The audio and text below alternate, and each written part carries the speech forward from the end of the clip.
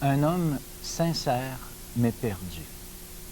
Pour soutenir cette histoire, j'aimerais qu'on fasse une lecture biblique dans le livre des Actes des Apôtres, au chapitre 10 et les 2 premiers versets.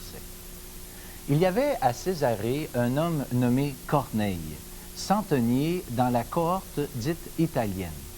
Cet homme était pieux et craignait Dieu avec toute sa maison. Il faisait beaucoup d'aumônes au peuple et priait Dieu continuellement. Cet homme nous raconta comment il avait vu dans sa maison l'ange se présentant à lui et disant « Envoie quelqu'un à Joppé et fais venir Simon, surnommé Pierre, qui te dira des choses par lesquelles tu seras sauvé, toi et toute ta maison. » Un gradé de l'armée romaine, un homme religieux, sincère, mais perdu. Ce texte est clair. Cet homme avait besoin d'entendre un message pour qu'un changement puisse avoir lieu.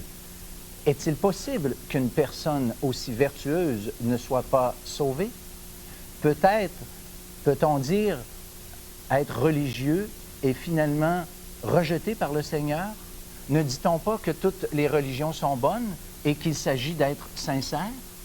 La pratique de la religion et des bonnes œuvres peut-elle remplacer une rencontre personnelle avec le Christ? L'histoire de cet homme va nous donner les réponses à ces importantes questions. D'abord, on va parler d'un cœur idéal. Cet homme avait un cœur idéal, un cœur bien disposé. Ce n'est pas ici l'idée de quelque mérite que ce soit, mais un désir sincère de connaître Dieu, donc ouvert au message que Dieu avait pour lui. Un cœur idéal parce que même si cet homme était religieux, il était pieux, il faisait beaucoup d'aumônes, ces choses n'étaient pas qu'une forme extérieure de sa religion. Il désirait lui-même sincèrement plaire à Dieu à sa façon et on peut dire qu'il aimait le Seigneur. Il est indiqué qu'il craignait Dieu. Une expression peut-être étrange pour ceux qui ne sont pas familiers avec la Bible, mais cela veut simplement dire qu'il était animé par un saint désir de ne pas déplaire au Seigneur. Par exemple, des enfants qui craignent de déplaire à leurs parents. C'est l'idée de craindre Dieu, vouloir plaire à Dieu. Pour Corneille, cette crainte de Dieu s'est concrétisée par une conduite qui rendait honneur au Dieu d'Israël, sans toutefois qu'il en ait adopté les rites religieux, c'est-à-dire il ne s'était pas à proprement parler converti à la religion juive. Il est dit aussi qu'il faisait beaucoup d'aumônes. Il semble avoir été détaché des richesses puisqu'il est dit qu'il faisait beaucoup d'aumônes. Il est aussi indiqué qu'il priait beaucoup. Il est dit continuellement. On pourrait parler d'une vie caractérisée par la prière. Je pense qu'il y a 2 sortes de gens religieux. D'abord, ce que j'appelle la religion qui n'est qu'un simple calme conscience est accompagnée d'un manque plus ou moins marqué de sincérité. Je donne par exemple l'idée d'une personne assistant aux offices religieux avec une vie qui ne correspond en presque rien avec la moralité que préconise sa religion. On accomplit notre devoir religieux et une fois la semaine, et puis le reste de la semaine, on a une conduite tout à fait opposée à celle du dimanche, par exemple. Mais il y a aussi cette catégorie de personnes, ceux qui, à travers la pratique de leur religion, font une recherche sincère de Dieu et, pour cette raison, sont prêts d'écouter ce que Dieu a à dire. Ceux qui sont prêts d'écouter la parole de Dieu, en fait, sans craindre les hommes. Nous pouvons dire, sans doute, que Corneille était de cette race, de cette catégorie d'hommes. Sa crainte de Dieu, sa piété, ses aumônes, ses prières en étaient la manifestation concrète. J'aimerais lire avec vous un autre verset du même chapitre 10 du livre des Actes au verset 7e. Il est dit qu'un ange était venu pour lui dire d'aller chercher Pierre. Et écoutez ce que ça dit. Dès que l'ange qui lui avait parlé fut parti, Corneille appela 2 de ses serviteurs.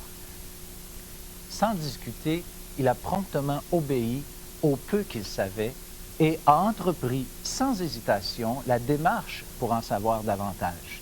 J'aimerais lire à nouveau le verset 24 du même chapitre 10 du livre des Actes des Apôtres. Corneille les attendait et avait invité ses parents et ses amis intimes.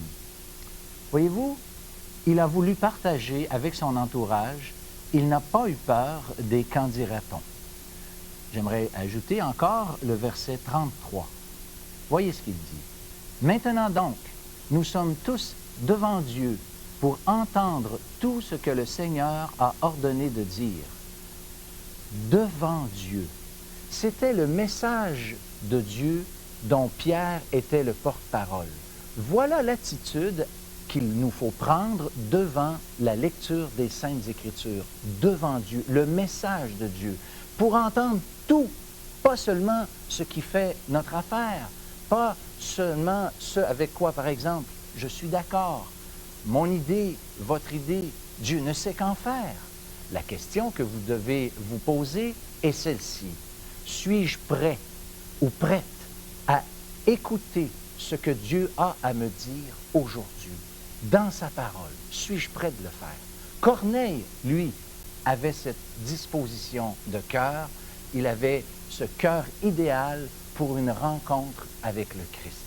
J'aimerais faire remarquer que parmi ceux qui ont rencontré le Christ, qui ont même été témoins de résurrection, mais qui n'avaient pas cette disposition de cœur, ont été parmi ceux qui ont rejeté le Christ. Un cœur idéal, c'est-à-dire un cœur sincère et prêt d'écouter, non seulement est une bonne chose, mais est nécessaire pour répondre à l'appel de Dieu. Notre prière à Dieu, c'est qu'il vous donne à vous un cœur idéal pour entendre sa parole. Maintenant, dans ce texte, nous avons aussi un message idéal.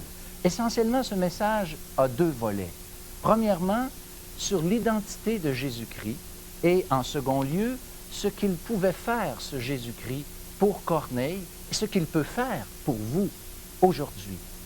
Premièrement, dans les versets 37 à 42, que vous pourrez lire vous-même, eh bien, il est indiqué que le Christ a fait certaines choses. Il est question de ses guérisons, il est question de sa puissance sur le diable, sa puissance sur la mort, et il est même question de sa propre résurrection. Plusieurs disciples, témoins de ces choses, ont reçu l'ordre d'attester ce qui suit. Et nous allons lire ensemble encore dans le même chapitre et au verset 42 ce qui suit. Et Jésus nous a ordonné de prêcher au peuple et d'attester que c'est lui qui a été établi par Dieu, juge des vivants et des morts. Il n'est donc plus le petit Jésus, il n'est plus sur la croix, mais il se prépare pour être le grand juge des vivants et des morts.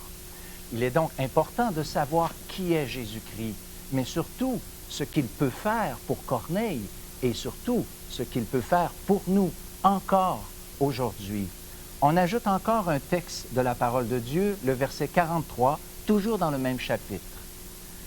Tous les prophètes rendent de lui le témoignage que quiconque croit en lui reçoit par son nom le pardon des péchés. Le Seigneur Jésus-Christ a non seulement le pouvoir de juger les pécheurs, mais aussi le pouvoir de pardonner aux pécheurs. La seule condition indiquée dans le texte est simplement la foi, en échange de laquelle Dieu promet le pardon des péchés. Jésus-Christ, étant Dieu fait homme, a simplement pris la place du pécheur sur la croix.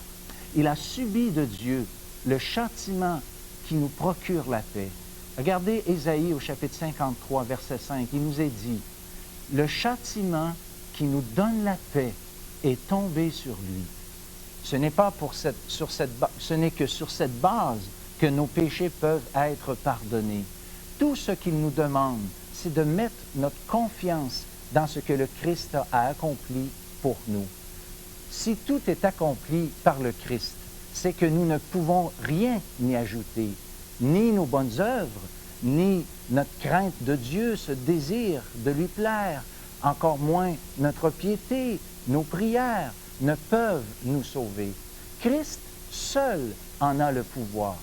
Rappelez-vous ce message à propos de l'ange que Pierre a dit. Il te dira des choses par lesquelles tu seras sauvé. Ce message a eu, dans l'histoire qui nous occupe, un résultat idéal. On lit encore dans le même chapitre, versets 44, 45 et aussi le verset 48. Comme Pierre prononçait encore ces mots, le Saint-Esprit descendit sur tous ceux qui écoutaient la parole. Tous furent étonnés de ce que le don du Saint-Esprit était aussi répandu sur les païens, c'est-à-dire les non-juifs. Et il ordonna qu'ils soient baptisés au nom du Seigneur.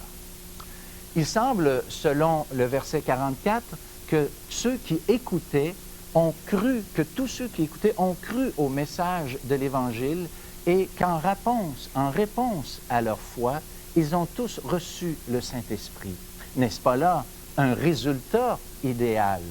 La Bible affirme que tous ceux qui croient reçoivent automatiquement le Saint-Esprit et en sont scellés. Et que celui qui n'a pas l'Esprit de Christ, selon toujours la Bible, n'appartient pas au Christ. Donc, des chrétiens qui n'ont pas l'Esprit de Dieu ne sont pas, selon les Écritures, de véritables chrétiens. Pour Corneille et son entourage, le salut était entré dans sa maison. Aucune de ses bonnes œuvres, prières, aumônes, etc., ne lui ont obtenu le pardon des péchés. Mais seule la foi dans l'œuvre de la croix. Vous qui écoutez en ce moment, avez-vous l'assurance et la certitude que Dieu a pardonné vos péchés? Êtes-vous comme Corneille, qui avait peut-être lui aussi sa religion, ses bonnes œuvres, qui priait plus souvent qu'à son tour, mais qui n'était pas sauvé pour autant, dont les péchés n'étaient pas pardonnés? Si cela est vrai pour Corneille, cela est vrai aussi pour vous. Je vous encourage de laisser tout préjugé religieux de côté et faire comme Corneille, c'est-à-dire de vous mettre devant Dieu, devant sa parole, et cesser de croire, comme vous l'avez toujours fait, probablement jusqu'à présent, cessez de croire que votre religion, vos bonnes œuvres, toutes ces choses ne peuvent jamais enlever un seul de vos péchés. Restez avec nous. Nous vous dirons comment accepter et recevoir et accomplir une rencontre personnelle avec le Christ.